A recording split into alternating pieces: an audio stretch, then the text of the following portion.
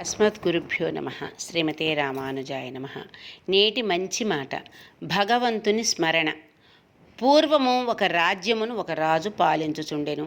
ఆ రాజు నిరంతరము భోగవిలాసములందే కాలము గడుపుచు పారమార్థిక వాసన లేశమైనను లేకయుండెను.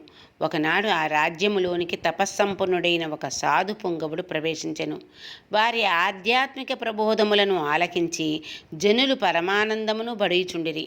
కొలది కాలములోనే ఆ సాధువు మహాత్ముని యొక్క కీర్తి ప్రతిష్ట రాజుగారి చెవిలో పడెను. మరునాడు రాజు ఆ సాధువును రాజసభకు ఆహ్వానించి తన పక్కనే గల ఒక ఉన్నతాసనమున కూర్చుండబెట్టెను. అనంతరము సాధువు అతట గల మంత్రులతో, సేవానాయకులతో, రాజభటులతో ముచ్చటించుచుండెను. కానీ రాజు వైపు కన్నెత్తి కూడా చూడలేదు. ఎంతసేపటికి తనను పలకరించకపోవుటచే రాజు అవమానంతో కృంగిపోసాగెను. అతనిలో ఆగ్రహం వెల్లుబుక మరుక్షణమున రాజు కోపావేశముతో ఇట్లు పలికెను. ఓ సాధుపుంగవ, సభకు ఆహ్వానించి గౌరవించినప్పటికీ మీరు నన్ను కనీసము పలకరించగా నా వైపు చూడక ఇతరులతోనే సంభాషించుచున్నారు. నన్నే అవమానపరుచుచున్నారు. మీకు కఠిన దండనను విధింపబోచున్నాను. రాజు యొక్క ఆగ్రహపూరిత వచనములను విని సాధువు శాంతముగా ప్రేమతో ఇట్లు ప్రత్యుత్తరమిచ్చెను.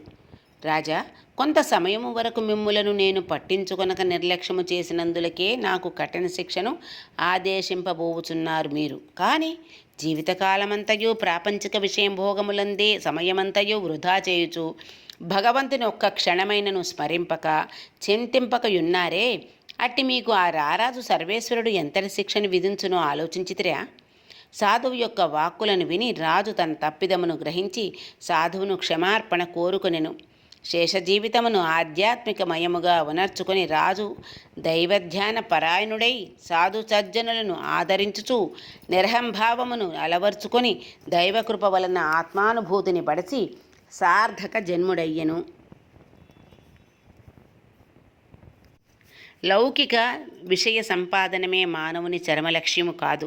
భగవంతుని గురించి ధ్యానాదులను సలిపి ఆత్మసాక్షాత్కరమును స్వరూపానుభూతిని బడయుటచే మనజుని పరమధ్యేయము.